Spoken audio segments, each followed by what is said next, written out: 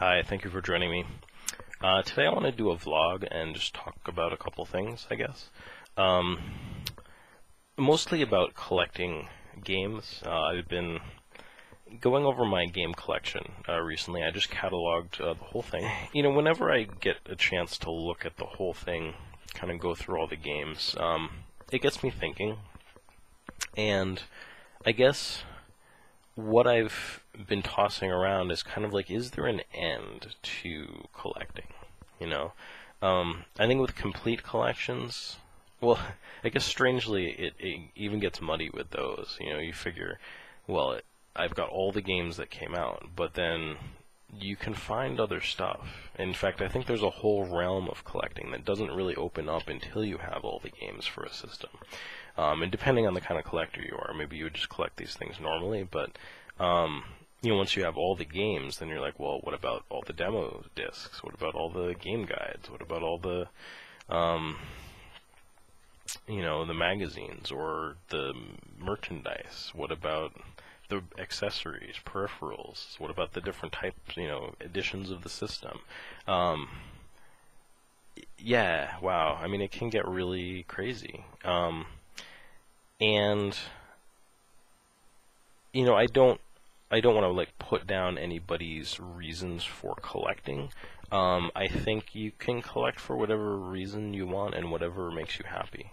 But you know, for me, like for instance, my PlayStation 3 collection, I've been getting some games that I think that I want in it. And there's one, just one right now. There'll probably be one or two more as time goes by, but one that I can think of that I'd like, which is Asura's Wrath. I'll probably pick that up sometime soon. But really, I feel like when I get that, my collection's pretty much complete. As far as the US PlayStation 3 goes, I don't think there are really any other games that I want for it. And I think that's good. I think that's how it should be. And if I start going around trying to justify, you know, getting other games for the system, I think I need to, you know, take a second look at that. I've been reading a book called Emotional Intelligence, and it's an interesting book. I'm only about halfway through it. But something I ran across in it is they're talking about different areas of the brain that deal with emotion. There's been the opportunities to study people who, for various reasons, you know, surgery or birth defect or something like that, have had damage to this part of the brain. And one of the very interesting things they found is that people with issues in this area would basically have a really hard time making decisions. And I think maybe especially even small decisions that are, you know, kind of inconsequential, trying really hard to rationalize this decision that you almost can't, you can't just be completely rational about. The thing that's almost counterintuitive is emotion actually helps us make better decisions.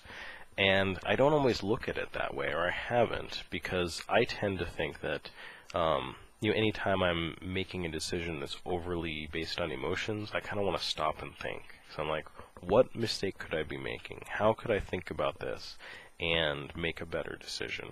Applying that to video game collecting, and maybe this sounds hokey, but it seems like really the best thing to do is to follow your heart.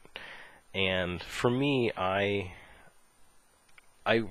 think of myself as a nostalgia collector. Maybe I don't even like to think of myself that way, but I think I would define myself that way because I find the collections I like and the ones that I keep and the games that I really enjoy, I have some kind of connection to. They incorporate something or are based on something that I have fond memories for.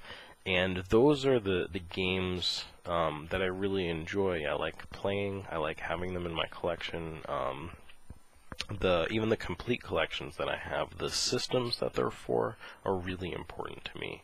So anyway, I think that's the conclusion that I've come to guide me in the continuation of my collecting here, which I think is going to slow down or maybe just become a little more focused in the future on just, like I said, the things that really matter to me, and the things that, for whatever reason, I feel a strong attachment to.